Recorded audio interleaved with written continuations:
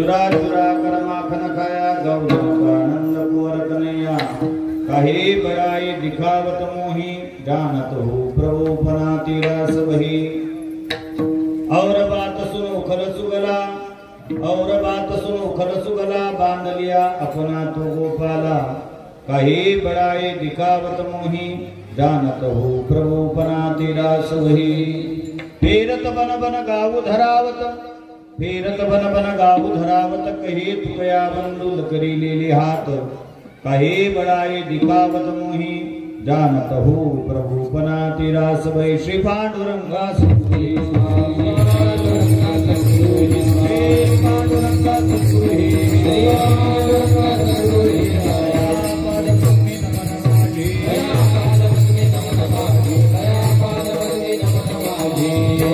ज्ञानेश्वरा करुणा दयाळा तुमचा अनुग्रह धरो पावन झालो चराचरी नमो सद्गुरु तू कया ज्ञान दीपा नमो सद्गुरु सच्चिदानंद रूपा नमो सद्गुरु भक्त कल्याण मूर्ती नमो सद्गुरु भास्करा पूर्ण कीर्ती मस्तक ही पायावरी या वारकरी संतांच्या हृदय सिंहासन करून या माझ्या वैशी गुरुराजा गजानना सद्गुरु श्री परमात्मा कोणने पुण्यवासी जगज्जननी जगन्नाथा विदर्भ कन्यासे लक्ष्मीदेवी ज्ञान यांचे राजे योग्यांची माऊली अशी असणारे ज्ञानवराय जगद्गुरु कोपराय तस्प्रमाणे प्रतिभाल योगेश श्रीगाव निवासी योगी सम्राट संत सम्राट विधी सम्राट वेदांत महाराज त्यांच्या अंतरंग प्राणप्रिय प्रतिशिष्य श्री संत भास्कर महाराज गौरीशंकर महाराज तथा वारकरी कीर्तिभूषण वारकरी दत्त संत श्री वासुदेवजी महाराज आदी प्रमुख साधू संतांना नमस्कार करू कार्यक्रमकर्ता उपस्थित असणारे संपूर्ण भूगंधर्व तानगंधर्व कालगंधर्व महाराज मंडळी बदंडाचार्य विनेकरी सन्मुख असले असणारे संपूर्ण श्रोत्र वर्ग आणि जगन्नाथ मुक्ताबाई या सर्वांना नमस्कार पुन्हा आपल्या ठिकाणी काल्याच्या कीर्तनरूपी सेवेचा वाटा माझ्याकडे आलेल्या सेवेकरता निवडलेला अवंगती शिवदेव महाराष्ट्र हिंदवी स्वराज्याचे संस्थापक छत्रपती शिवाजी महाराजांचे गुरु जगद्गुरु तुकाराम महाराज यांचे धाकटे बंधू कान्होबा यांच्या गाथेतील गौडनपर प्रकरणातील हिंदी भाषेतील भगवान श्रीकृष्ण परमात्म्याची भावनाचे चिंतन सांगणारा आणि एकेरी संवादाचे चिंतन सांगणारा अशा पद्धतीचा 4 चरणाचा बहुतेकांच्या परिचयाचा पाठांतराचा अशा अभिंग आहे अभंगार बोलण्यापूर्वी थोडासा पर्याय निष्ठेतून सेवा निमित्त सर्वांना शुभ आहे साराबाद याही वर्ष आपल्या या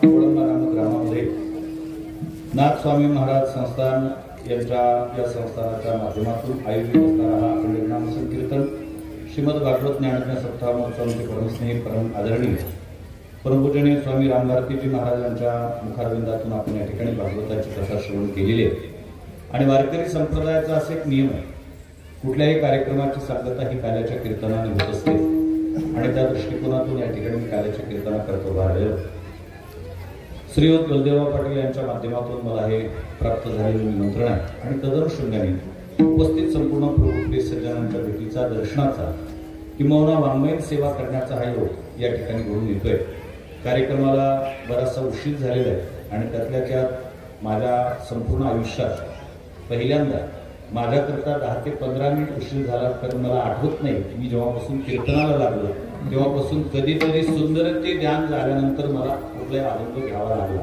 परंतु तिकडे गोंधळत त्याच्यात काही आवाज आला नाही त्याच्यामुळे मी गुन्हा नसताना सहज त्या ठिकाणी उपस्थितांची माफी मागतोय की माझ्याकरता 15 मिनिट उशीर झाला पण देरीशी चलनेवाली गाडी तेवढं चिंता करण्याचं काही कारण नाही आणि म्हणून आज या ठिकाणी कीर्तनाकरता हा भरगच्च समाज आहे आणि प्रामुख्याने आमचे परमस्नेही मान्य आमदार जयसुख भाऊ सुद्धा या ठिकाणी आलेले आहेत मला असं वाटतं की आज ही काळाची गरज आहे सत्ता आणि सत्य हातात हात घेऊन जर काम करेल तर समाज सुधारणेकरता वेळ लागणार नाही कारण सत्ता आणि सत्य याचं समीकरण हे समाज सुधारण्याचं सक्षम अशा पद्धतीचं साधन आहे कारण ज्या ज्या वेळेला सत्ता आणि सत्य एकत्रितरित्या काम करतात त्या वेळेला समाजामध्ये सुधारणा घडवून आणण्याकरता वेळ लागत नाही याची ज्वलंत उदाहरणं मी तुमच्या समोर ठेवण्याचा प्रयत्न करेन की ज्यावेळेला विलासराव देशमुख आपल्या महाराष्ट्र राज्याचे मुख्यमंत्री होते त्यावेळेला पंढरपूर क्षेत्रामध्ये राष्ट्रसंत तुकडोजी महाराजांच्या नावाने अर्धा एकर जमीन घेतली होती आणि त्या जमिनीचं भूमिपूजन करण्याकरता माननीय मुख्यमंत्र्यांनी यावं तो पूर्णयुगी दौरा नव्हता आणि म्हणून आम्ही भेटणी करता गेलो त्यावेळेला मध्य प्रदेशचे मुख्यमंत्री होते दिग्विजय सिंग आणि ते मध्य प्रदेशातले जरी असले तरी राष्ट्रसंत तुकडोजी महाराजांवर त्यांचं नितांत प्रेम होतं आणि म्हणून तुकाराम दादा गीताचार्य यांच्या माध्यमातून दिग्विजय सिंग आणि विलासरावांशी आम्ही बोलत होतो. विलासरावांनी सांगितलं महाराज पूर्वनियोजित दौरा नाही, आम्हाला येता येणार नाही. दिग्विजय सिंगांनी सांगितलं महाराज तुम्ही तयारी करा, मी मुख्यमंत्र्यांना घेऊन येतो. आणि त्या ठिकाणी भूमिपूजनाकरता सांगोला रोडला ज्यावेळेला मुख्यमंत्र्यांना आणलं, मला त्यांचं ते भाषण पूर्णपणे आठवतं. त्यांनी सरळ सांगितलं की या देशाचं नुकसान सर्वात जास्त जर कोणी केलं असेल तर आम्ही राजकारणी लोकांनी केलं. आणि त्याचं स्पष्टीकरण देत असताना फार सुंदर बोलले, आम्ही राजकारणी लोकांनी नुकसान केलं असं म्हणण्याच्या मागचा उद्देश असा आहे की आम्ही लोकांना हेच सांगितलं की तुम्ही आम्हाला मते द्या, आम्ही तुमचे सगळे कामं करू. आणि त्यामुळे परिणाम असा झाला की एखाद्या माणसाच्या घराच्या समोरची नाली सांडपाण्याची ते जर तुटली, ते वीट आणि मुठीभर सिमेंट आणि आंघोळीभर जर त्या ठिकाणी रेती असली, त्याचं जर काम लागत असेल तर त्या घरमालकांनी ते काम स्वतः केलं नाही, त्यांनी सरपंचाचा दरवाजा वाजवला.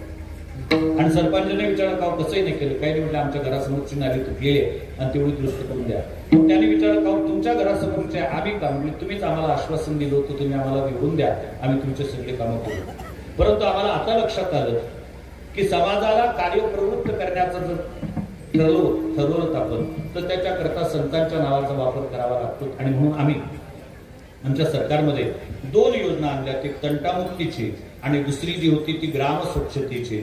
या 2 योजनेला 2 संतांचे नुसते नाव दिले. तंटामुक्ती योजनेला राष्ट्रसंत तुकडोजी महाराजांचं आणि ग्राम स्वच्छता अभियानाला वंदनीय अर्थात कर्मयोगी संत श्री गाडगे बाबांचं नाव दिलं. आणि मला सांगताना स्वाभिमान वाटतो की करोडो रुपये खर्च करून जे कामं होणार नव्हते ते कामं नुसती या संतांची नावं दिले. लोकांनी स्वयंस्फूर्तीने स्वखर्चाने ते गावागावाच्या स्तरावर कामं केलेत आणि महाराष्ट्राला ग्राम स्वच्छतेच्या दृष्टिकोनातून भारतात अव्वल स्थानावर आणलं. ही संतांच्या नावाची किमया आहे. अर्थातच सत्ता आणि सत्य जर एकत्रितरित्या काम करेल तर समाज परिवर्तन होण्याकरता लागत नाही. आणि ज्यावेळेला एका केंद्रात न राहता हे जे विकेंद्रित जर झालेत ना तर सत्तांतराला आतापर्यंत कारणीभूत झाल्याची ही उदाहरणं जर आपण पाहिलेत ना तर त्याच्याकरता सुद्धा सत्य आणि सत्ता याच्यातलं विकेंद्रीकरणच सत्तांतराला कारणीभूत झालेलं आहे. आणि आज ही फार चांगली अशा पद्धतीची नादी आहे की आज कुठेतरी सत्तेतले लोक सत्याच्या कार्यक्रमाकरता सहकार्य करतायत. त्यांचा जेवढा सत्कार करावा, त्यांचं जेवढं वर्णन करावं तेवढं थोडं आहे असो. आणि म्हणून आज मान्य आमदार साहेब या कीर्तना करत आहेत आणि काल्याच्या कीर्तना करता याच्याकडे उभा राहिलेलो आहे. कीर्तना करता घेतलेला अभंग जगद्गुरु तुकोबा यांचे धाकटे बंधू कानोबा यांच्या गाथीतील हिंदी भाषेतील गौरवपर प्रकरणातील अशा पद्धतीचे आहे. अभंगाची भूमिका अशी पहा, भगवान श्रीकृष्ण परमात्म्याच्या जीवन चरित्रातील किंवा कृष्ण अवतारातील अंतिम पाडाव आहे. जवळपास भगवान श्रीकृष्ण परमात्म्याचं वय 125 वर्षाचं झालेलं आहे. कारण 11 वर्ष 56 दिवस भगवान श्रीकृष्ण परमात्मा गोकुळात राहिले, तिथून तब्बल 14 वर्ष मथुरेत राहिले आणि त्याच्यानंतर शेवटचे 100 वर्षपर्यंत भगवान द्वारकेत आहेत. आणि द्वारका जी काही भगवंतांनी निर्माण केलेली होती, भगवंतांनी विचार केला अवतार कार्य संपलेलं आहे आणि अंतिम टप्प्यामध्ये ग्रहणाचा कालखंड आला आणि त्या ग्रहणाच्या कालखंडामध्ये भगवान श्रीकृष्ण परमात्मा समंत पंचक तीर्थक्षेत्र नाम कुरुक्षेत्रावर येऊन पोहोचलेले आहे. आणि कुरुक्षेत्रावर भगवान आल्यानंतर भगवंताला गोकुळवासियांच्या प्रेमाचा गोकुळवासियांचं स्मरण झालं आणि गोकुळवासियांचं स्मरण झाल्यानंतर भगवंतांनी उद्धवाला गोकुळामध्ये त्या गोकुळवासियांना निमंत्रित करण्याकरता पाठवलेलं आहे. आणि गोकुळवासियांना निमंत्रित करण्याकरता उद्धवजी अर्थात उद्धवाचं ही गोकुळ यात्रा दुसरी यात्रा आहे. याच्या अगोदर भगवंतांनी उद्धवाला गोकुळात पाठवलेलं होतं आणि पाठवण्याच्या मागचा उद्देश असा होता, उद्धव सामान्य नाही. उद्धवाचं वर्णन श्रीमद भागवतामध्ये उत्तरार्धामध्ये असं केलेलं आहे, कृष्णीनाम प्रवरो मंत्री कृष्णश्च दैतसखः शिष्य बृहस्पती साक्षात बुद्धो भक्ती सत्तमः. कोण आहे उद्धवजी? वृष्णीनाम प्रवरो मंत्री, वृष्णी वंशाचे प्रवर मंत्री. मंत्री नाही म्हटलं नसतं, प्रवर म्हटलंय. प्रवर मंत्री आहे, देवगुरु बृहस्पतींचे ते शिष्य आहेत, भगवान श्रीकृष्ण परमात्म्याची सखे आहेत, त्यांचं नाव उद्धव आहे. ते भारतीय पौराणिक इतिहासातील जे काही सर्वोच्च अशा पद्धतीची विद्वान आहेत त्या विद्वानांमध्ये सर्वात महत्वाचा विद्वान उद्धवाकडे पाहिल्या जातं. त्या उद्धवजीकडे ज्ञान आहे, परंतु त्या ज्ञानाला प्रेमाची झालर अजूनपर्यंत लागलेली नाही. आणि वारकरी संप्रदायाच्या परंपरेचा नियमच आहे, भक्ती प्रेमावीन ज्ञान नको देवा अभिमान नित्य नवा तया माझी. भक्ती प्रेमाशिवाय ज्ञान शून्य आहे. नवे नवे नाथमार्गाने तर टिंगल उडवली त्या ज्ञानाची. रांडवेने जेवी शृंगार उपई केला प्रेमी वीण झाला ज्ञानी तैसा. एखादी स्त्री आहे ती संस्कारावर प्रेम करते, तिला शृंगार शोभतो सुद्धा, परंतु एखाद्या स्त्रीने अगदी सौभाग्यवतीचे सगळे अलंकार अंगावर घातलेले आहेत, हिरवी कच्च साडी घातलेली आहे, हातभर बांगड्या घातलेल्या आहेत, कपाळभर कुंकू लावलेले आहे, स्वतःच्या गळ्यामध्ये मोठं मंगळसूत्र घातलेलं आहे, दिसण्याकरता अत्यंत सुंदर होती, वरून शृंगार केला, किती सुंदर दिसत असेल. नाथमारक म्हणतात ती सुंदर होती, वरून सौंदर्यावर त्या अलंकार घातले, ती दिसण्याकरता जरी सुंदर दिसत असलीत ना, पण ही सगळे शृंगार केलेत कोणी? ते गंगा भागीरथीने केलेले आहेत. विधवा स्त्रीने जर सौभाग्यवतीचा असा शृंगार केला तर तो शृंगार तिला शोभा देत असतो का तिची विडंबना ठरत असते? तर ती तिची विडंबना ठरत असते. त्या पद्धतीने भक्ती प्रेमाशिवाय असलेला ज्ञानी हा त्या विधवेप्रमाणे शृंगार केलेला ते त्याचं विडंबन आहे. म्हणून भगवान परमात्म्याने त्याला उद्धवाला गोकुळामध्ये पाठवलं होतं. उत्तर हिंदुस्थानात ते साधू फार सुंदर बोलतात त्या संदर्भामध्ये. उद्धवजी शिखाने के लिए गए थे या सीख आने के लिए.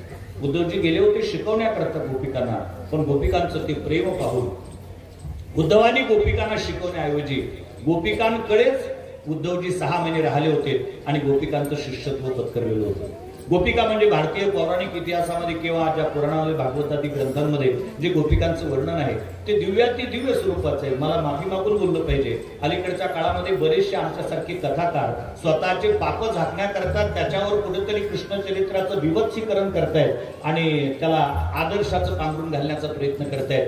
कारण एकदा का आम्ही वृंदावनात गेलो 2 दिवसाकरता आणि एक ते राधे राधेची शाल विकत आणली की लगेच आम्ही वृंदावन निवासी होतो. राधे राधे होऊन नाचण्याकरता कुदण्याकरता मोकळे होतो. आणि याला कदाचित कोणी हटकलंच तर त्यांना सरळ सांगतो की इथे भगवंताची लीला आहे. आणि भगवंताची लीला करण्याकरता तुम्ही इथं अवतरले नाहीत. कारण वारकरी संतांनी सरळ सांगितलं चरित्र ते आचरावे नाही, चरित्र ते उच्चारावे.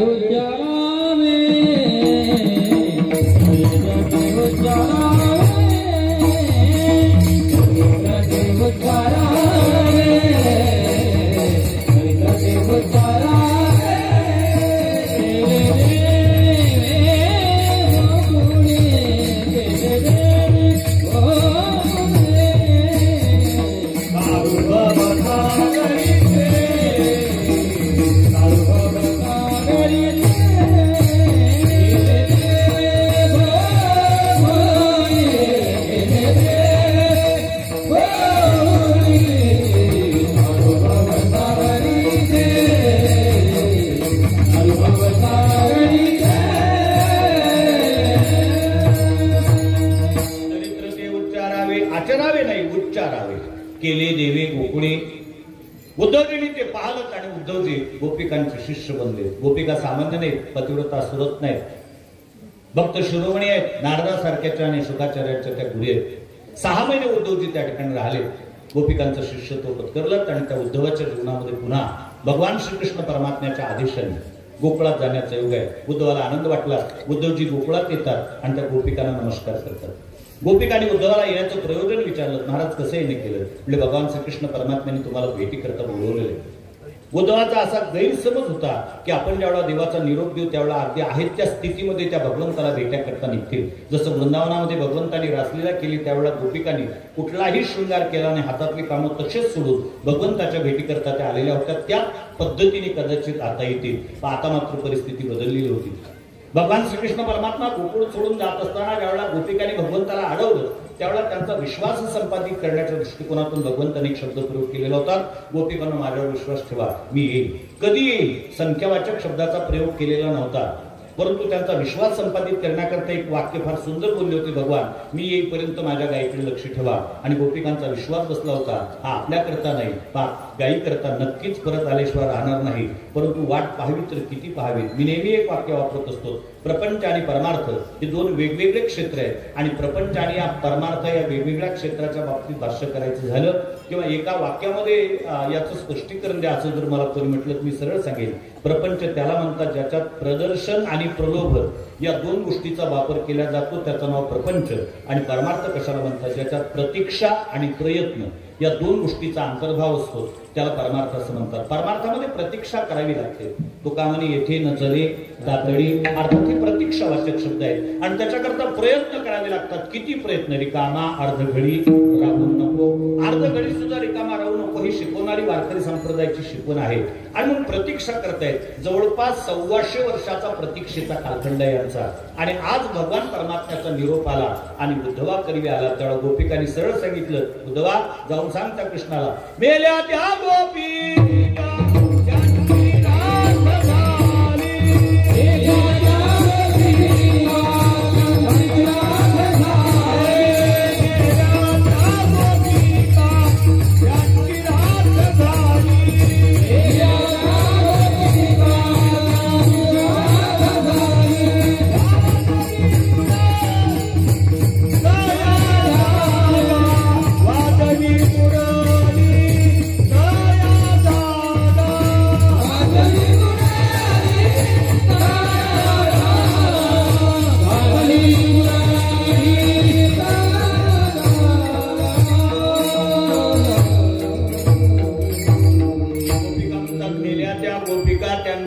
झाली वाजवी मुरली तया जागा. गोपिका मेल्या म्हणावं, त्यांची राग झाली म्हणावं, तुला वेळ असेल तर तिथं जाऊन बासरी वाजव म्हणावं. उद्धवाच्या लक्षातच येत नाही, ह्या सगळ्या धडधाकट दिसतात आणि असं का बोलतात. प्रेमाची भाषा कशी असते.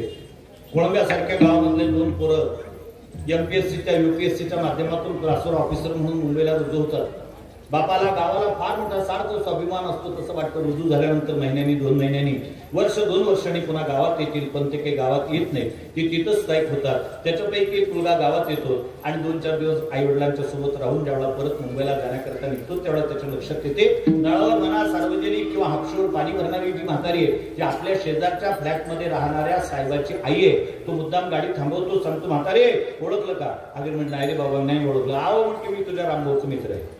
तुझा रामभाऊ आहे ना, मुंबईला आम्ही सोबतच राहतो, माझ्या फ्लॅटला लागूनच त्याचा दुसरा फ्लॅट आहे, काही निरोप आहे का तुझ्या रामभाऊला? ती आजी स्वतःच्या काकीतलं ते कळशी खाली ठेवते आणि त्याला हात जोडते. सांगितलं, बाबा रामभाऊच्या शेजारी राहतो का तू? म्हटले, हो. माझा एक निरोप आहे, सांगशील का त्याला? म्हणजे सांगेल ना. काय नाही, त्याला म्हणा तुझी म्हातारी मेली म्हणा, गावातल्या लोकांनी गावाच्या बाहेर नेऊन आग लावली म्हणा, तुला वेळ असेल तर तिची राख मुक्ती तितकी पूर्णेत नेऊन टाकण्याकरता ये म्हणा. तू विचार करतो, ही धडधाकट दिसते आणि असं का बोलते? त्याचं एकमेव कारण आहे, तिचं ते प्रेम आहे. हा गेला तो पुन्हा आला नाही, त्याला निरोप त्या भाषेत द्यायचा असतो.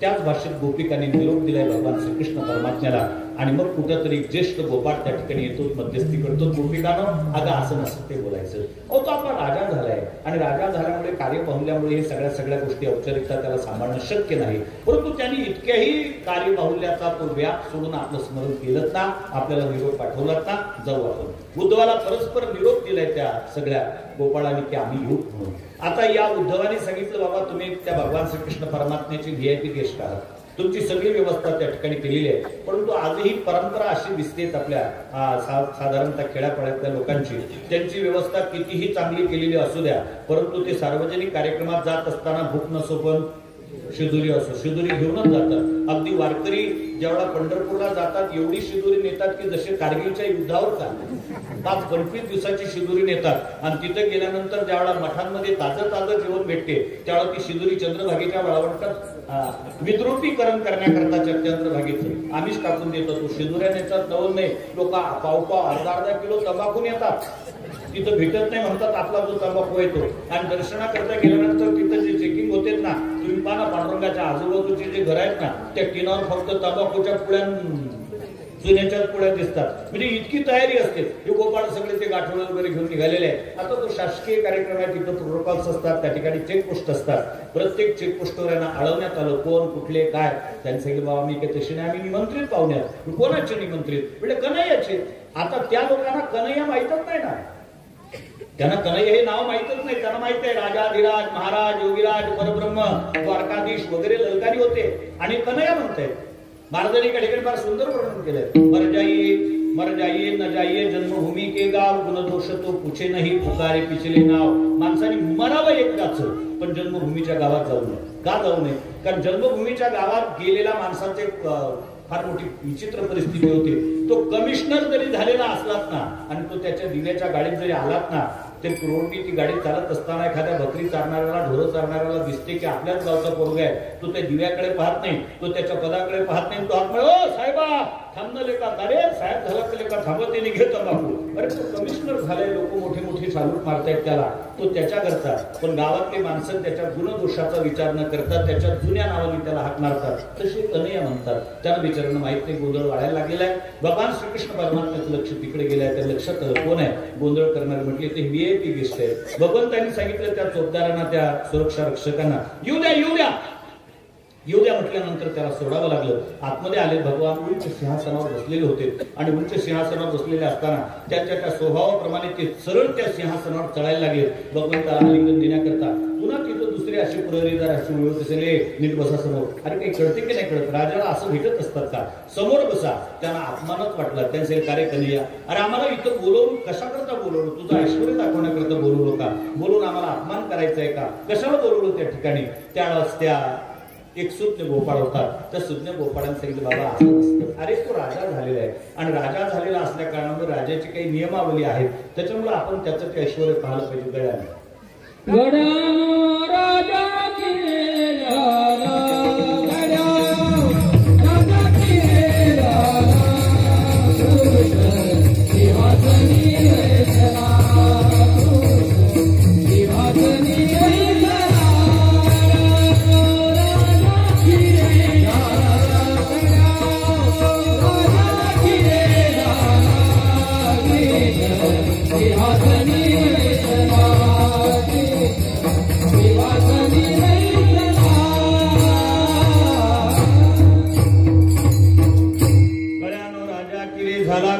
सिंहासनी बैसला. आपल्याला त्याचा सार्थ स्वाभिमान असला पाहिजे. सगळे बसले खाली. तितक्या ती गोप उठला आणि त्या गोपाने सांगितलं, एक कन्हैया.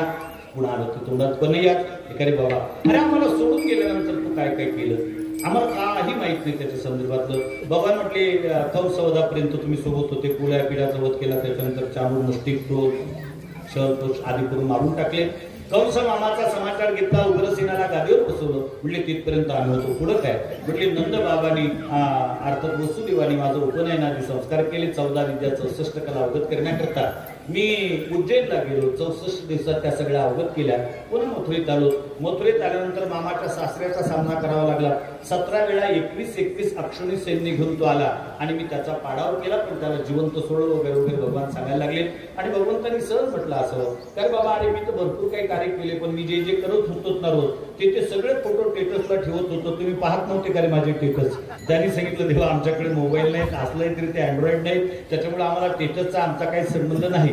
तूच सांग तू काय काय केलं. भगवंत विचार करतात. आपल्याकडे वेळ आता कमी आहे आणि हे सांगणारे विचारणारे खूप आहे. या प्रत्येकाने उठून जर असा प्रश्न विचारला तर आपल्याला प्रत्येकाला न्याय देता येणं शक्य नाही.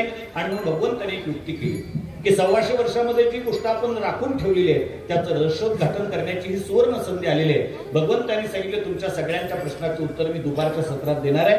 दुपारी 3 ते 5 या वेळामध्ये मी प्रवचन करणार आहे. आता त्यावेळेला प्रवचनकार कीर्तनकार काही इतके नव्हते. आता तर त्यांची संख्या इतकी वाढली की ठोकर लागली जर लागली तर कीर्तनकार. मी तर आता त्याच्या पुढे म्हणतो ठोकर लागून माणूस पडला की कीर्तनकारावरच पडतो. इथपर्यंत कीर्तनकारांची संख्या दिवसेंदिवस वाढते. कारण अनिर्बंध अशा पद्धतीचं एक क्षेत्र वाढते. याच्याकरता काही कोणाचं प्रशस्तीपत्र सर्टिफिकेटची गरज नाही, आवश्यकता नाही. नुसता हा 400-500 रुपयाचा फेटा विकता नवीन भांडवली व्यवसाय हा. आणि तुम्हाला ऐकण्याकरता तुम्ही तयार आहात. कारण अलीकडच्या काळामध्ये कीर्तनातून 2 गोष्टी प्रामुख्याने सांगितल्या जातात. 2 गोष्टी विकल्या जात आहेत. सांगितल्या जातात म्हटल्यापेक्षा हसू आणि आसू 2 विकल्या जात आहेत. हसू विकल्या जात आहेत कारण युट्यूबवर सर्च केलं की अगदी पोट धरून हसवणारे कीर्तनकार, पोट धरून हसवणे. कारण विनोदाचार्य ही पदवी आली आहे अलीकडच्या काळात पत्रिकेमध्ये. कीर्तनकाराच्या समोर विनोदाचार्य पदवी लिहिली, याच्यापेक्षा कुठला विनोद असू शकतो. विनोदाचा कुठं काय आचार्यच, परंतु विनोदाचार्य अगदी रडवणारे कीर्तनकार. हसू आणि आसू विकले की लोक घेतात, कारण घेणारे म्हणून ते विकत असतात. त्याच्यामुळे कीर्तनकाराची काही कमतरता नाही. पण पूर्वीच्या काळी इतके कीर्तनकार नव्हते. तर पूर्वीच्या काळच्या मानसिकतेचा जर विचार केला तर 100% जनतेपैकी 99% जनता ऐकण्याचं काम करत होती आणि 1% जे काही होते ते सांगण्याचं काम करत होते. आज परिस्थिती इतकी बदलली आहे, 99% सांगण्याकरता उत्सुक आहे.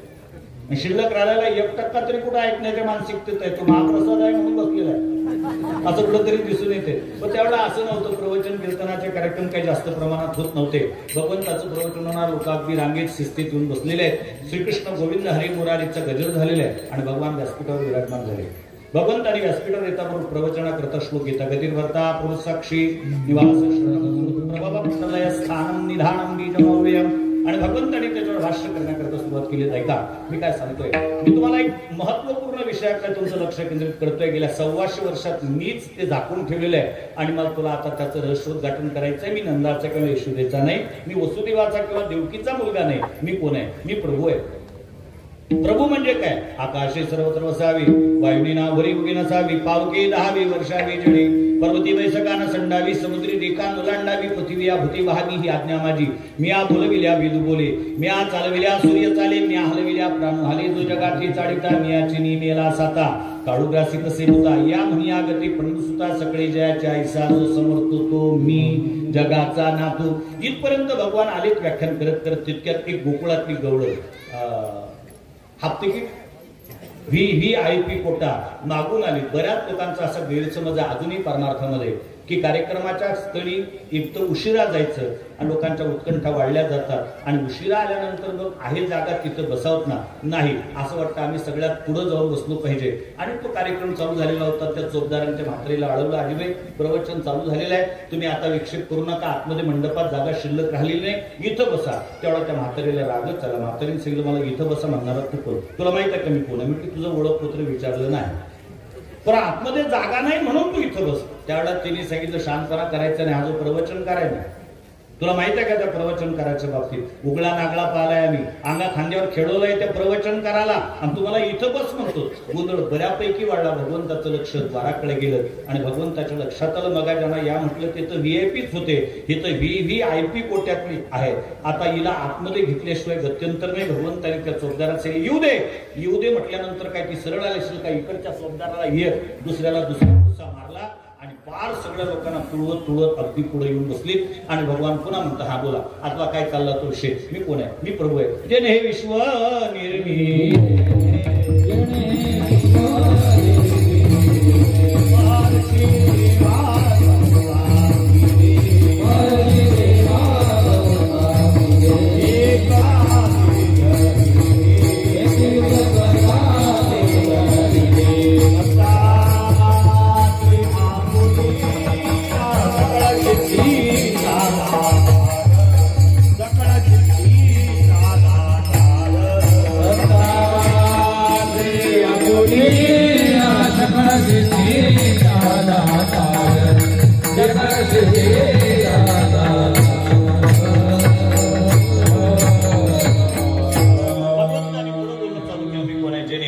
निर्मी या विश्वाचा निर्माता मी आहे, मला प्रभू असं म्हणतात. आणि ज्यावेळा व्याख्यान चालू झालं त्यावेळा ती मागवून आलेली जी गडून होती ती मध्येच उभी राहिली. उभी राहिल्यानंतर भगवान परमात्म्याकडे तोंड करते आणि भगवान परमात्म्याला उद्देशून म्हणते जानत हो प्रभू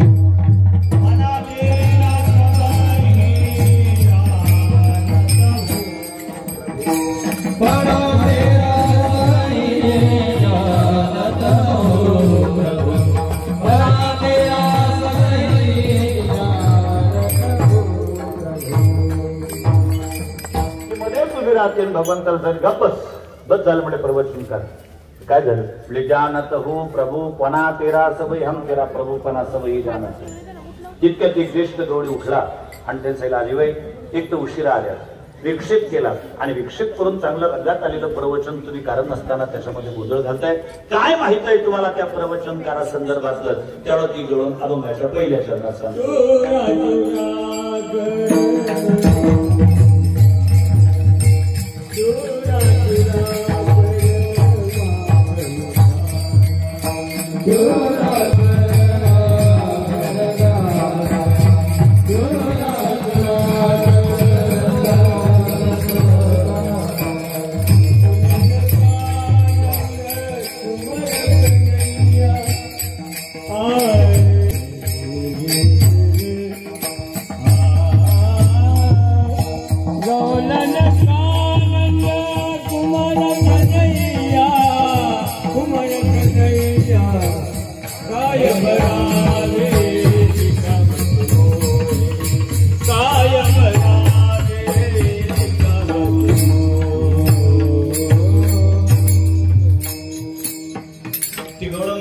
चुरा चुरा कर माखन खाया गवलं नका, कुवर नंद आणि याचं नाव कन्हैया आहे. तिन्ही गोष्टीचं खंडन केलं की हा आमच्या गोकुळातला 1 नंबरचा चोरटा आहे.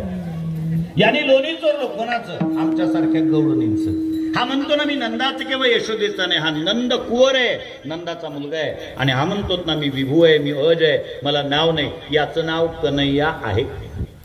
इतकं स्पष्टीकरण दिलं. मी माफी मागून एक शब्द प्रयोग करेन आणि एक महत्वपूर्ण विषयाकडे तुमचं लक्ष केंद्रित करेन. मला असं वाटतं या गवळणपर प्रकरणातील या अभंगातून आयोजकांनी एवढं तरी शिकलं पाहिजे की ज्याचं कीर्तन घ्यायचं आहे ते कीर्तन घेत असताना आयोजकांनी कीर्तनकाराचा पूर्वाश्रम अभ्यासला पाहिजे. हे पूर्वाश्रमीचं काय होतं, हे काय करत होतं, त्याचा पूर्वाश्रम पाहला पाहिजे. नाही पूर्वाश्रम निदान त्याचा वर्तमान तरी अभ्यासला पाहिजे. हो, कीर्तन हा याच्या निष्ठेचा विषय आहे का उदरनिर्वाहाचं साधन आहे का पार्ट टाइम जॉब म्हणून कीर्तन करतोय? हा ज्या कीर्तनकाराचा अजून वारकरी संप्रदायाच्या पोशाखावर प्रेम नसेल तो तुमच्या गावापर्यंत फुलपॅन्टवरून कळवणावर येत असेल आणि इथं येऊन मग धोतर नेसून जर तुमच्या समोर तुकाराम महाराज काय म्हणतात असं जर सांगत असेल तर खरंच त्याच्या तोंडातून तुकाराम महाराज ऐकण्या एवढे हलकट आम्ही आहोत काय, याचा विचार आम्ही पहिल्यांदा केला पाहिजे. मला सांगितलं पाहिजे आयोजकांना कार्यक्रमाचं आयोजन करत असताना आयोजकांनी काही गोष्टीचे निकष नक्कीच पाळले पाहिजे. ते निकष कोणते? मी बलदेव पाटलांना सुद्धा बोलेल उद्देशून की बऱ्याचदा सप्ताहाची वर्गणी जेवढा जास्त होते ना त्यावेळेला सप्ताहाचे आयोजन होतात आणि त्या आयोजनात कीर्तन कोणाचे असतात? 51च्या पुढचे, वय नाही 51च्या पुढचे तिथं बोलायला जातात. हरकत नाही, मी त्याच्या विरोधात नाही, परंतु त्या सप्ताहामध्ये 51च्या पुढचे असतात आणि तेरवीचा आमचेच नंबर असतात. नाही, बाबांनी सांगितलं होतं माझ्या तेरवीचं कीर्तन वाघ महाराज सांगा म्हणून, म्हणजे तेरवी आमच्या नशिबी असतात. कीर्तन घेत असताना आयोजकांनी 3 निकष पाळले पाहिजेत. एक तर कीर्तनकार परंपरेतला असावा, कीर्तनकार परिवारातला असावा, नाही निदान कीर्तनकार परिसरातला तरी असावा जो सुखदुःखात सहभागी होत असेल. जेवढा वर्गण्या जास्त होतात तुमच्याजवळ तेवढा एकाहत्तर तड करून दुसरीकडचे बोलवतात आणि सुखदुःखामध्ये सामिप्य होत असतील त्यांना कुठेतरी नाकारल्या जातं. त्याचा विचार पुन्हा अनेक योगायोगाने रामभाऊ महाराज आले त्यांनाही उद्देशून सांगतोय, त्यांचे मोठमोठाले आयोजन असतात. त्यांनी सुद्धा या गोष्टीचे निकष पाळले पाहिजेत की कीर्तनकार परंपरेतला शोधत जा, परिवारातला शोधत जा, निदान परिसरातला तरी तो असला पाहिजे. कारण त्याला तुमचं सगळं माहिती आहे कथेपासून इथेपर्यंत, त्याला बाकीचं सांगण्याची गरज राहत नाही. आणि म्हणून हे निकष अत्यंत महत्वाचे आहेत. म्हणून निदान कीर्तनकाराचा पूर्वाश्रम आयोजकांना माहित असला पाहिजे, निदान वर्तमान तरी माहित असला पाहिजे. आणि म्हणून ती गवळण म्हणते चुरा चुरा कर माखन खाया गवलं नका, नंद कुवर आणि याचं नाव आहे कन्हैया. आता असं सांगितल्यानंतर साहजिक विधानकार श्रोत्याच्या अंतःकरणामध्ये प्रथम दर्शनी शंका उपस्थित होण्याची शक्यता नाकारता येत नाही की ज्या गोपिका आहेत भगवान परमात्म्यावर नितांत प्रेम करणार आहेत, मधुराद्वैत भक्तीच्या त्या आचार्य आहेत. वारकरी संप्रदायाचा एक अलिखित नियम आहे, त्या ठिकाणी पंचपदीचं भजन जर चाललेलं असेल आणि त्या टाळकऱ्यांनी म्हणा किंवा त्या विनेकरांनी म्हणा प्रकरणातील जर अभंग गायलेला असेल आणि मग जर एखादा दुग्धाचार्य महाराजाला गायनाचार्य आला, संगीत विशारद आला, या या या या महाराज बरं झालं तुम्ही आले आणि म्हणा अभंग आणि मग त्यांच्यावर गेला आनंद अद्वय. माळकरी जर असेल विनेकरी आणि वारकरी जर असेल तर तो तिथंच मनगट पकडतो त्या महाराजचं. महाराज अभंग चालत नाही. झाला का? म्हटले नाही. शेपर काय का? म्हटले नाही. का चालत नाही? म्हटले मी गवळण गायलेली आहे आणि वारकरी संप्रदायाचा अलिखित नियम आहे, आम्ही गवळणपर प्रकरणातील अभंग गायल्यानंतर आम्हाला कुठलाच अभंग म्हणता येत नाही. याचं कारण आहे आम्ही गवळणीच्या पलीकडे कोणाचीच भक्ती मानायला तयार नाही. मधुराद्वैत भक्तीच्या त्या आचार्य आणि इतकं नितांत प्रेम करणाऱ्या गोपिका वरसभेमध्ये भगवंताचा अपमान का करते याचं एकमेव कारण आहे. भगवान जेवढा मथुरेतून गोकुळात आले त्यावेळेला लोका गोकुळीच्या झाली ब्रह्मज्ञान केलिया वाचून जपतपे. बालक्रीडेमध्ये वर्णन आहे. गोकुळच्या लोकांना ब्रह्मज्ञान झालं होतं जपतप केल्याशिवाय, परंतु त्या सर्वात अगोदर जर ब्रह्मज्ञान कोणाला झालं असेल तर त्या गोपिकांना झालं होतं. हा कोण आहे याचं यथार्थ ज्ञान नंदाच्या अगोदर, वसुदेवाच्या अगोदर, देवकीच्या अगोदर, यशोदेच्या अगोदर कोणाला झालं तर ती फक्त गोपिकांना झालं. श्रीमद भागवत महापुराण दशमस्कंद पूर्वार्ध अध्याय 31 अध्याय त्याला गोपीगीत म्हणतात. ते गोपीगीत वाचात, ऐका, त्याचा अर्थ पाठ लक्षात येईल. गोपिका सरळ होतात. नकल गोपिका नंदनो भवा अखिल देही नाम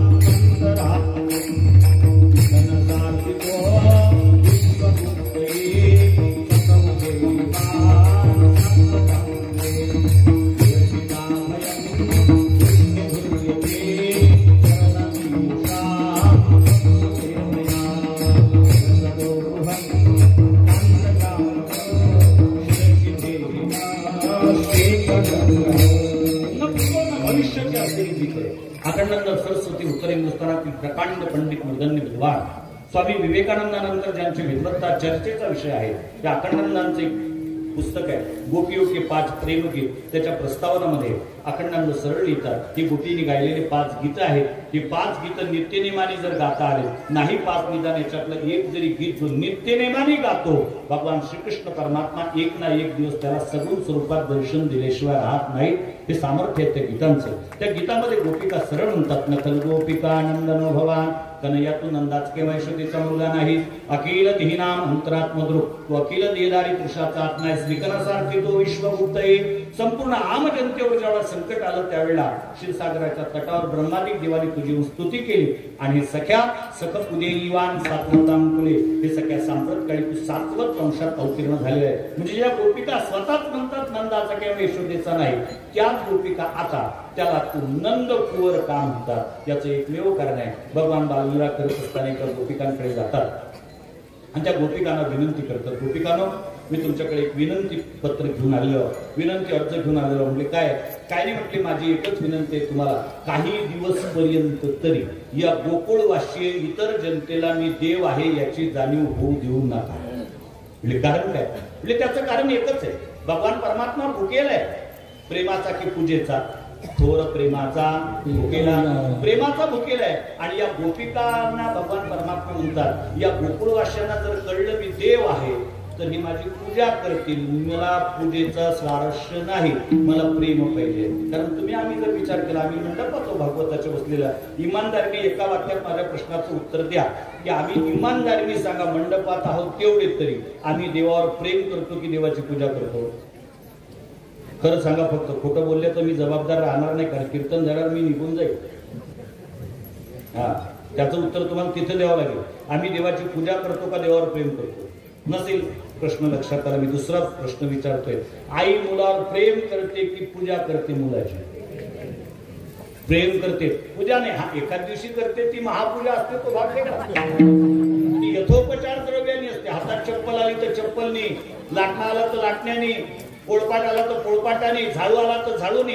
परंतु तुकोबर आहे त्या पूजेचं सुद्धा काय करतात समर्थन करतात. शोभा आणि कृपा मातेची समान. ती रागावली तरी प्रेम करते आणि पूर्वळात असेल तरी प्रेम करते. हो तानेली लागी झटे की तेने अधिकची पाना फुटे ऋषी प्रेम दुनवटे पडियंत याचेने. तान्या मुला करता झटत असताना तिला अधिकच पाना फुटतो आणि रागावली तर तिचं प्रेम दुप्पट होतं. हे फक्त मातेच्या ठिकाणी संभवनीय आहे. मग आई मुलावर प्रेम करते आणि मुलावर प्रेम करत असल्या कारणामुळे त्याची आंघोळ घालून देत असताना ती ऋतुमानानुसार मुलाच्या आंघोळीचं पाणी बदलते. हिवाळ्याच्या दिवसामध्ये फ्रीज मधून पाणी काढतात त्याच्या आंघोळीसाठी. चुकलं का काही. हिवाळ्याच्या दिवसात गरम पाणी उन्हाळ्याच्या दिवसात थंड पाणी पावसाळ्याच्या दिवसात कोमट पाणी. मी बोलतो हे बरोबर आहे ना. म्हणजे ऋतुमानानुसार आई मुलाच्या आंघोळीचं पाणी बदलते का ती त्याच्यावर प्रेम करते. आता मला दुसरा प्रश्न विचारायचा आहे ऋतुमानानुसार मुलाच्या आंघोळीचं पाणी बदलणाऱ्या आयांनो ऋतुमानानुसार आतापर्यंत कोणी कोणी देवपूजेचं पाणी बदललं इमानदारीने सांगा. त्याच्या डोंगल्यावर तेच टाकणं चालू आहे. उन्हाळा असो पावसाळा असो हिवाळा असो ठीक आहे ते टाकलं जातं. मीच्या अंगणात ते 25 देव. पहिल्या सुनीच्या अंगणातले 25 दुसऱ्या सुनीचे 25 75 देव झाले देव घरामध्ये. तरी पहिल्यांदा हिच्या अंगणातलं जेवढं फुटलं आहे ना देवपूजेचं तेवढ्या कुठल्या देवपूजा होते. सगळ्या देवाच्या आंघोळ तितक्या पाण्यात. तुळशीला पाणी तितकं त्याच्यातलं सूर्याला अर्घ्य त्याच्यातलं आणि कोणी तीर्थ मागायला अर्ध गाव त्याच्यात तीर्थ घेऊन जाते. इतकी काटकसर याच्यात आहे. बरं पोराची आंघोळ झाली की त्याला पुसण्याकरता टावेल असतात. किती घरात देवपूजेच्या घरात देवघरामध्ये आंघोळीनंतर निदान एवढीशी नॅपकिन नसते. पोराचं अंग पुसून झालं की त्याला पुन्हा पावडर लावल्या जाते त्याला काजळ लावल्या जाते. ज्ञानोबाला ज्ञानेश्वरी लिहितात अगा बाळका लिवी गेलेली तया शृंगारा बाळकाही झाली तो सोहळा भुवनी जननीची दिठी. त्याचा शृंगार करून दे पावडर लावली की पुन्हा म्हणून टाकते. काजळ लावली पुन्हा ते रडतं डोळे चोळतं पुन्हा काळ करतं. तरी आई पुन्हा करून देते. व्यवस्थित झालं की पुन्हा टीप लावते आणि देवाची पूजा पाहणं. मंदिरात पुजारी अर्थात मूर्ती उघडी पाहिजे. सरकारी आरती सरकारी पाहिजे. पुजारी माझ्यासारखा शांत स्वभावाचा पाहिजे. रामोला मग पहा तुम्ही काय तर पूजेची मोठा कुंकू आहे तर फेक बुक्का आहे तर फेक फुलं आहे तर फेक. मला इमानदारी सांगा असं फेकत कोणाच्या अंगावर असतं. माझ्या माहितीप्रमाणे एक दिवस शेवटच्या दिवशी आणि एक दिवस पोळ्याच्या दिवशी. मग तुम्ही देवाला समजता तरी काय काय, मुर्दा समजता की बैल समजता, काहीतरी औपचारिकता असल्या पाहिजे. आणि म्हणून आम्ही प्रेम करतोय फक्त, पूजा करतोय फक्त देवाची, प्रेम करत नाही. देव प्रेमाचा वकील आहे म्हणून भगवंतांनी सांगितलं गोपिकांनो काही दिवस पर्यंत मी देवा याची जाणीव होऊ देऊ नका. गोपिकांनी आश्वासन दिलं, म्हणजे देवा तुला देव म्हणून प्रसिद्धीला यायचं नाही ना, चिंताच करू नको. देव काय चांगला माणूस म्हणून सुद्धा गोकुळात तुझी प्रसिद्धी होऊ देणार नाही. म्हणून तुम्ही तक्रारी पार गोकुळात द्या यशोदेकडे. कोणाचे? सगळ्या गवळणीचे. यशोदे कृष्णाला सांगावे गोकुळी राहावे का, लाडला हा कानाबाई तुझा तुला गोड वाटे. एकही गवळ्याची तक्रार नाही. एकाय गवळो पाडायची कोणची? माती खाल्ल्याची.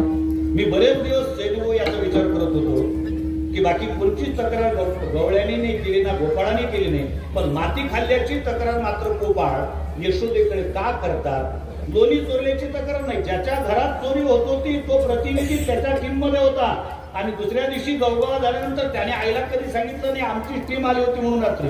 पण माती खाल्ल्याची तक्रार मात्र केली. याचं कारण काय? चिंतनांती माझ्या लक्षात आलं की लोणी चोरत होते भगवान, तो चोरत होते, दही चोरत होते, पण ज्याचा हिस्सा त्याला भेटत असल्या कारणामुळे कोणीच तक्रार करत नव्हती. माती मात्र एकट्याने खाल्ली, हिस्सा न भेटल्यामुळे ते बोलले. ही जुनी परंपरा आहे. म्हणजे आमच्या देशामध्ये पत्रकार परिषदेमध्ये जितके भ्रष्टाचार येतात तितकेच भ्रष्टाचार होतात, अशातला काही भाग नाही. तो हिमनगाचा एक टोक असतो फक्त, परंतु ज्याचे खोके अगोदरच पोहोचतात ते भ्रष्टाचार कधीच पत्रकार परिषदेत येत नसतात. ही आमची जुनी परंपरा आहे. तर सगळ्या तक्रारी मात्र गवळणींच्या आहेत. त्या गवळणींच्या काय? त्या कराराअंतर्गत ते कसं सांगतो? ती सरी आली धावोनी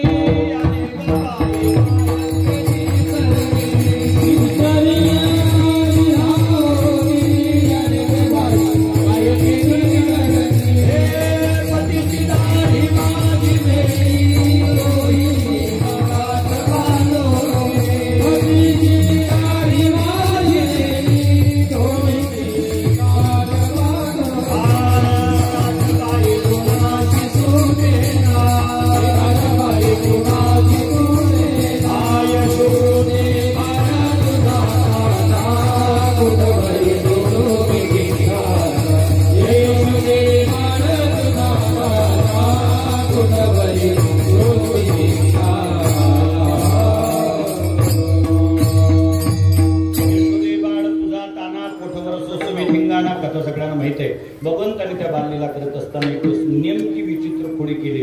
एका गवळणीच्या वेणीची तिच्या नवऱ्याच्या दाढीची गाठ बांधली. गाठबाई कोणाशी सुटेना? साहजिक आहे, गाठ सुटेल कशी? ज्या ब्राह्मणाच्या एकही श्लोक पाठ नाही त्यांना पाडलेली गाठ जर कोर्टात गेल्याशिवाय सुटत नाही, तर त्याच्या बापाच्या बापाने बांधलेली गाठ आहे, ती कशी काय सुटणार आहे त्याच्या कोर्टात गेल्याशिवाय?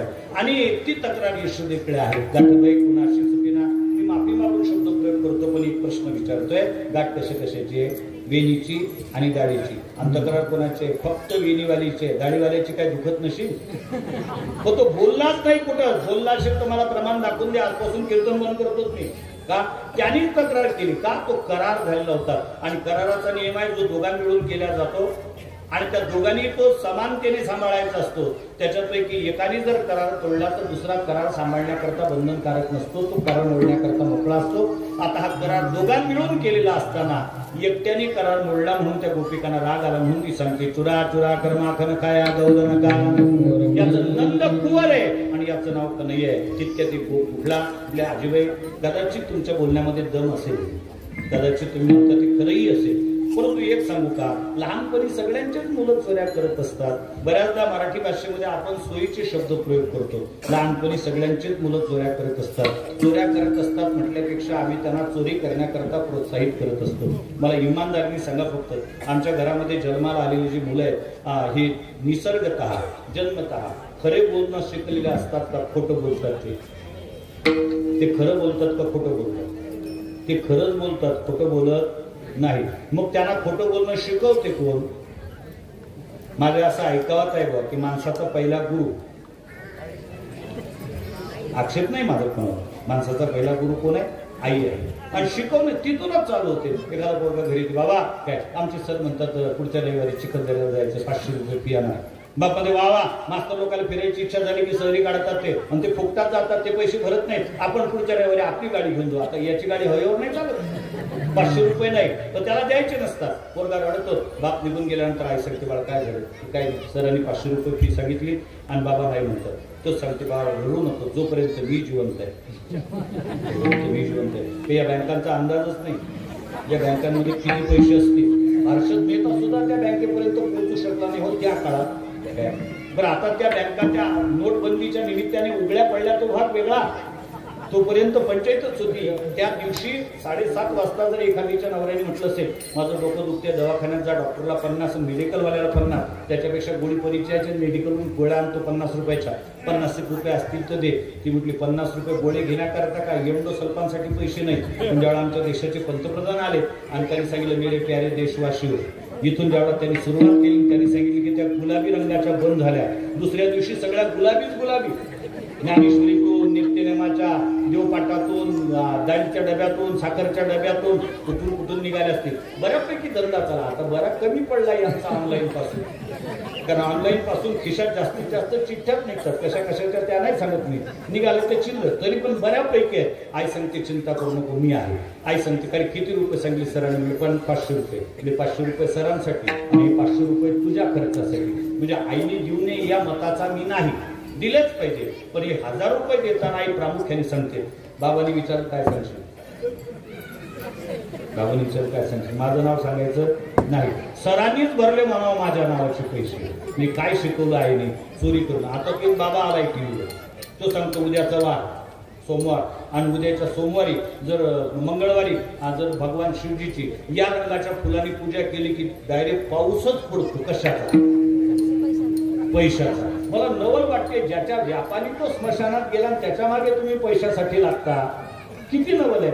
आणि मग ती बाई त्या पोराला सांगितलं ऐकलं का पिवळ्या रंगाची फुलं सांगितली. आता तुला माहित आहे गावात कोणाकोणाच्या दारात पिवळ्या रंगाची, याला सगळं गाव माहित असते. म्हणजे मी तर काही भावात निघत नाही, मला तुझ्या फुलं पाहिजे पिवळ्या रंगाची. काकड्याला उठू देत नाही ते त्या पोट्याला, पण त्या पिवळ्या रंगाच्या फुलासाठी रात्री 2 वाजताच उठवते. आणि अख्ख्या गावातले झाडं भोंडे बुचे करून ते एवढे मोठे गावात मग किती धार्मिक झाला.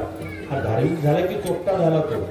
आज फुलं आणले तो उद्या अधिक काही आले, परवा दिवशी अधिक काही आले. बरं यांच्यावर टीका नाही, हेच काही कमी आहेत का?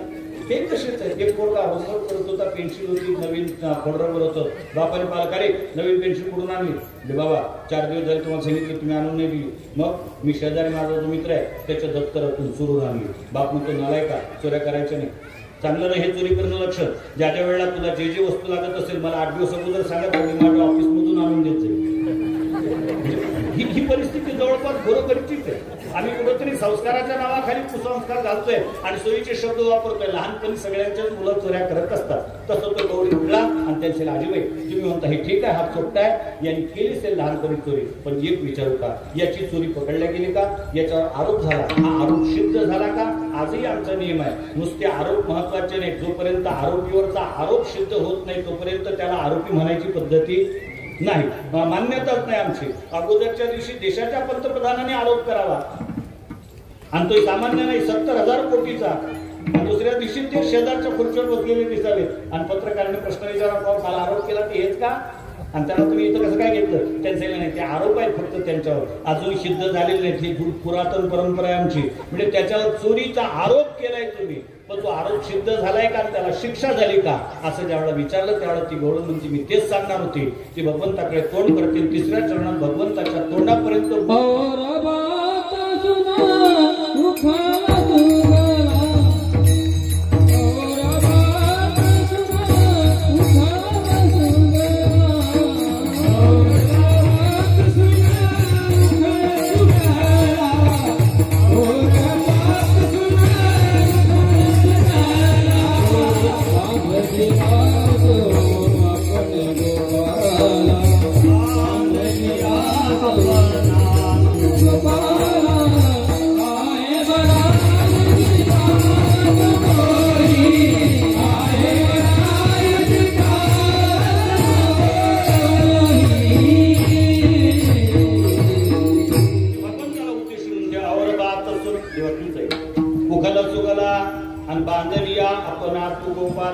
आमच्या घरी जेव्हा चोरी करायचं आम्ही तक्रार घेऊन जातो तुझ्या मायाकडे चढून तुझी माय सगळं सांगत होती माझा का नाही तसा नाहीच 5 वर्षाचे माझे बाळगे अंगणीचे खेळ खेळगे काल टिकाची घेता आळगे गोकुळच्या नारी तुम्ही खावणी लोण्याचा गोळा गे आळ घेता या गोपाळागे तुम्ही ठाईच्या ओढाळागे गोकुळच्या नारी असं आमच्यावरच उलट फिरायचे पण ज्यावेळेला तू स्वतःच्याच घरात चोरी केलेली यशोदेने पकडलं तुला शिक्षा म्हणून उखळाला बांधलं होतं की नाही सांग या लोकांच्या समोर कबूल कर भगवान श्रीकृष्ण परमात्म्याच्या जीवनातील तो अविस्मरणीय प्रसंग आहे आणि नियम असा आहे आपल्या जीवनातील अविस्मरणीय प्रसंगाचं जी व्यक्ती स्मरण करून देते त्यावेळेला नाईलाजाने अनपेक्षितरित्या डोळ्यातून अश्रूच्या धारा लागतात त्या अश्रूच्या धारा म्हणजे सामान्य नसतात ज्या भावना व्यक्त करण्याकरता आमच्याकडे शब्द नसतात त्या भावना अश्रुवाचं रूप धारण करून बाहेर येत असतात भगवंताच्या डोळ्यामध्ये अश्रूच्या धारा लागल्या आणि मग सगळेचे सगळे लोक त्या ठिकाणी रडायला लागले सांगितलं अजून आता आधी किती वेळ काल्याचा प्रसाद आला तरी अजून तुमचं भांडण चालूच आहे आता तरी निदान तुम्ही सांभाळलं पाहिजे की आता आटोपलं पाहिजे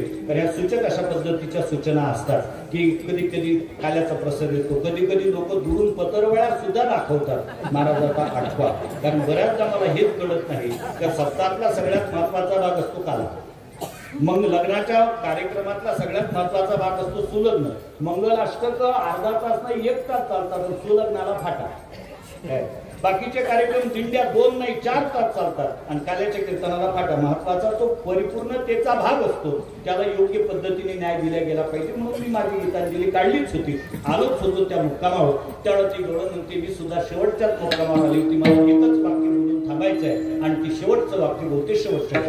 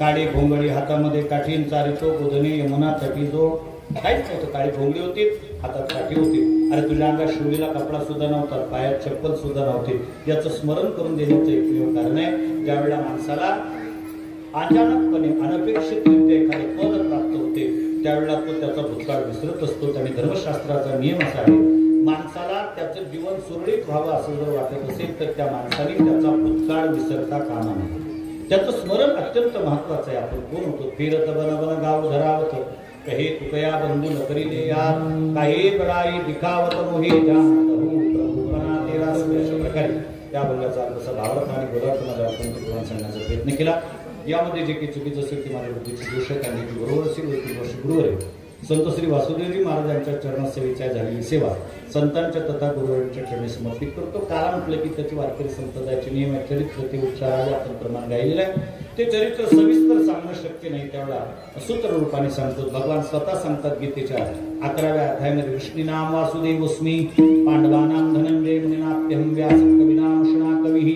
त्यात विष्णुनाम वासुदेवस्मी या पदावरचं ज्ञान ज्ञानोबराचं व्याख्यान वाचा.